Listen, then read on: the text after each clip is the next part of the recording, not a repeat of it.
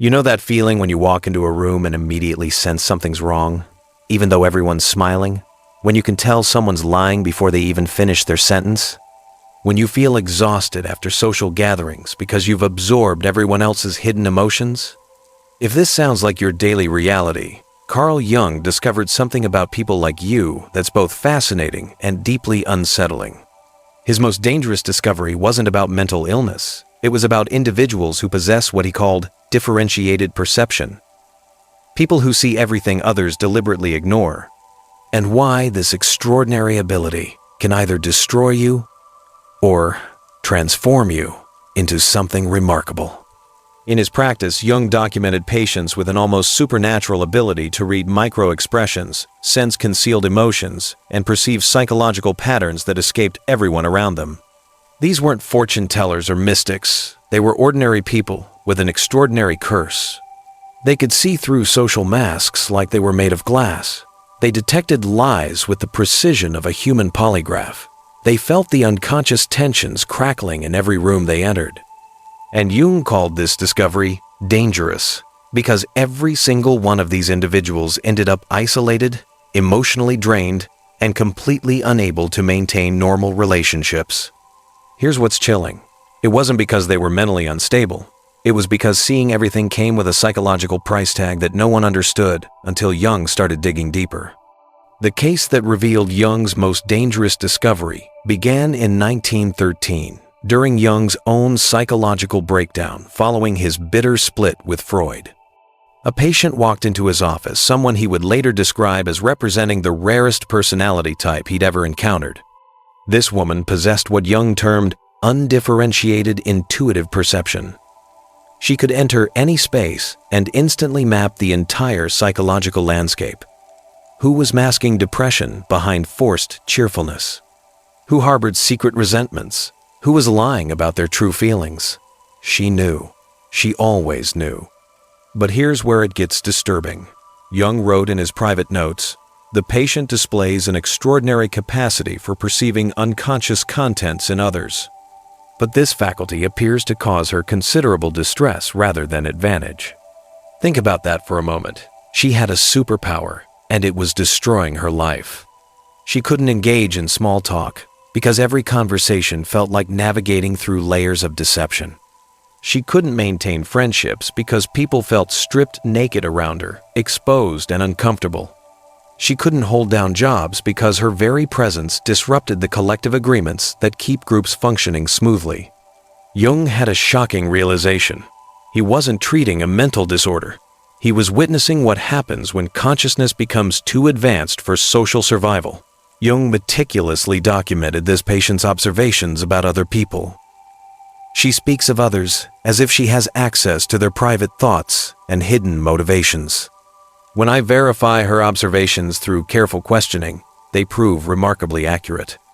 This wasn't psychosis. This wasn't delusion. This was consciousness so evolved it had become socially dangerous. But Jung's discovery was about to get even more unsettling. Jung began investigating what he called participation mystique, a psychological phenomenon where individuals with highly differentiated intuition become completely overwhelmed by unconscious contents from other people. In his Red Book period notes, he wrote, "There are those among us whose psychic apparatus is so finely tuned that they absorb not merely conscious communications, but the entire unconscious atmosphere of their environment." Modern research has actually validated Jung's observations. Dr. Elaine Aron's work on highly sensitive persons shows that roughly 20% of people have heightened sensory and emotional sensitivity. But Jung identified something far more specific and far more rare. Within Jung's psychological typology, he discovered the introverted intuitive type, individuals comprising roughly 1% of the population who don't just feel deeply, but perceive unconscious patterns with startling, almost frightening clarity. Jung observed that these rare individuals have what he called differentiated intuitive function. Their minds process not just obvious social cues, but unconscious emotional states, repressed content, and psychological patterns that remain completely invisible to others. They see the crushing depression behind forced smiles, They sense the desperation beneath confident presentations. They feel the collective shadow that groups unconsciously agree to ignore. As Jung wrote, "The danger lies not in the perception itself, but in the psychic isolation it creates." When one sees clearly what others cannot or will not see, one becomes a mirror that society cannot bear to look into. This creates what Jung called the problem of the superior function. When your greatest psychological strength becomes your heaviest burden because it separates you from normal human connection. But the real danger wasn't the perception itself. Jung discovered something far more sinister. People with highly differentiated perception become targets for shadow projection, where others unconsciously attack them for reflecting what they refuse to acknowledge about themselves. Jung wrote, "Nothing has a stronger influence psychologically on their environment, and especially on their children, than the unlived life of the parent." But he discovered this principle extended to all relationships. When someone's shadow gets reflected back through another person's clear perception, the unconscious mind faces two choices: integrate what they're seeing about themselves, or attack the person holding up the mirror. Jung documented this pattern repeatedly. The person who sees clearly gets blamed for creating the problems they're merely observing. His highly perceptive patients experience this constantly. When they gently suggest someone seemed troubled, that person would explode, accusing them of being negative or creating drama. When they'd express concern about obvious problems, they'd be attacked for being judgmental or manufacturing issues. This wasn't coincidence, it was psychological defense in action. As Jung wrote in Memories, Dreams, Reflections, everything that irritates us about others can lead us to an understanding of ourselves. But for most people, it's easier to attack the person reflecting their shadow than to examine what's being reflected. This creates what Jung called the scapegoat phenomenon. Highly perceptive individuals often become the designated problem in every group they enter, not because they cause problems, but because they reveal problems that already exist beneath the surface. The bearer of superior perception becomes the repository for all that the group cannot consciously acknowledge about itself. This explains why these individuals don't just feel misunderstood, they feel systematically targeted by forces they can't rationally explain. Jung's most disturbing discovery was still coming. He observed that overwhelming perception manifested differently in different individuals, identifying 4 distinct patterns within the introverted intuitive type. Type 1. The feeling intuitive. These individuals don't just see what's happening psychologically, they feel it in their own bodies. They absorb others' emotions so completely they can't distinguish between their own feelings and what they've unconsciously absorbed. Jung wrote, "The feeling intuitive lives in a state of perpetual emotional contagion, experiencing the unlived emotions of everyone in their environment." Type 2. The thinking intuitive. These people see psychological patterns and predict behavioral outcomes with eerie accuracy. Jung observed they could forecast relationship failures, career disasters, and personal breakdowns months before they occurred, not through logical analysis, but through unconscious pattern recognition. Type 3. The sensation intuitive. These individuals sense the physical manifestations of psychological states in others. They detect illness before symptoms appear, sense fatigue before it's acknowledged, feel the bodily tension that indicates emotional distress. Type 4. The pure intuitive. The rarest type Jung encountered. They see everything but struggle to organize or express their perceptions coherently. Jung observed, they live in a state of perpetual overwhelm, receiving vast amounts of unconscious information without adequate psychological structure to process it constructively. Jung identified 3 specific dangers that made this discovery so threatening. Danger 1. Collective unconscious disruption. The individual who perceives too clearly threatens the collective agreements upon which social cohesion depends. When someone sees through the shared illusions that hold groups together, they become a destabilizing force. Danger 2. Psychological isolation. Jung documented how differentiated perception creates the problem of superior function. The curse of consciousness is that it cannot be shared with those who do not possess it. the individual becomes an island of awareness in an ocean of unconsciousness. Danger 3. Identity dissolution. Most dangerously, people who absorb unconscious contents from others often lose contact with their own authentic personality. Jung called this participation mystique, where psychological boundaries dissolve completely. The danger is not merely social exile, but psychological annihilation, the complete loss of individual identity in favor of collective possession. Because unintegrated superior perception posed such dangers, Jung developed what he called the individuation process, a systematic approach to maintaining individual identity while developing conscious relationship with unconscious contents. Phase 1. Recognition and differentiation. Learn to distinguish between your authentic inner experience and unconsciously absorbed external content. Jung called this conscious discrimination. Phase 2. Shadow integration. People who see others' shadows clearly often do so because they haven't integrated their own. The more you deny your own capacity for deception or cruelty, the more disturbed you'll be by seeing these qualities in others. Phase 3. Conscious participation. The ability to engage with others' psychological contents without being overwhelmed or losing your individual identity. Jung called this serving as a bridge between conscious and unconscious. Jung studied historical figures to understand the difference between successful integration and psychological breakdown. Friedrich Nietzsche, The Cautionary Tale. Nietzsche possessed extraordinary insight into human nature, but never learned to integrate these insights constructively. Instead of using his perception for healing, he wielded it as a weapon against society.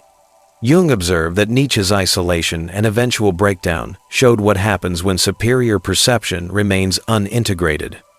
Meister Eckhart, The Success Story. The medieval mystic possessed what Jung called mystical intuition, but channeled his insights into compassionate service. Jung wrote, Eckhart transformed his superior perception into wisdom that could nourish others without overwhelming them. Most significantly, Jung documented his own struggle with overwhelming perception during his confrontation with the unconscious from 1913 to 1919. I was menaced by a psychosis and was saved only by my ability to understand what was happening to me through my work with patients. His breakthrough came when he realized that overwhelming perceptions weren't pathological, they were evolutionary. They represented consciousness, attempting to evolve beyond current collective limitations. Jung emphasized the crucial importance of finding what he called the few who understand others capable of engaging with differentiated consciousness without defensiveness. He identified 3 essential relationship types: fellow individuated persons, others who have completed their own individuation process, those engaged in individuation, people actively working on their inner development, natural containers, mature individuals with the capacity to hold psychological content without being overwhelmed. Jung mapped the journey from dangerous perception to integrated wisdom. Stage 1. Recognition without overwhelm. Learning to acknowledge your perceptive abilities without being crushed by them. Stage 2. Integration without isolation. Using perception constructively while maintaining meaningful relationships. Stage 3. Service without sacrifice. Your perception becomes a gift you offer rather than a burden you carry. Stage 4. Legacy without attachment. Using perception to contribute to consciousness evolution without needing recognition. Jung believed that individuals who successfully integrate superior perception serve a vital evolutionary function. They see what collective consciousness isn't ready to acknowledge, preparing humanity for necessary developmental steps. What is not brought to consciousness comes to us as fate. Highly perceptive individuals who learn integration help make unconscious contents conscious before they manifest destructively in collective behavior. Remember Jung's patient from 1913? After 3 years of working with Jung's individuation process, her life transformed completely. She learned to distinguish between her own psychological contents and what she absorbed from others. She found meaningful work where her perception served others. She built relationships with people who valued her insights rather than fearing them. Most importantly, she stopped experiencing her superior perception as a curse and began understanding it as what Jung called a gift requiring conscious development. Your superior perception isn't a malfunction in your psychological makeup, it's an advanced feature of consciousness development. You're not broken because you see everything others miss. You're psychologically ahead of your time. The question isn't whether you should suppress your perception to fit in with collective unconsciousness. The question is whether you'll develop the individuation skills necessary to integrate your perception consciously. Jung's method offers a path from dangerous isolation to conscious service, from overwhelming perception to integrated wisdom, from psychological curse to evolutionary contribution. You were born to see everything, not to suffer in silence, but to serve consciousness evolution. The world needs your insights, delivered with the integration, wisdom, and strategic awareness that transform dangerous perception into cultural medicine. Your gift is not your burden. Your unconscious relationship to your gift is your burden. Learn to integrate it consciously, and you become exactly what Jung believed highly perceptive individuals were meant to be. Consciousness pioneers preparing humanity for psychological development that is inevitable but not yet obvious. Jung's most dangerous discovery wasn't that some people see everything. It's that most people who see everything never learn to use what they see wisely.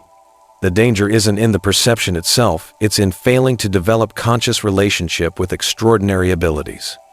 You are not too much for this world.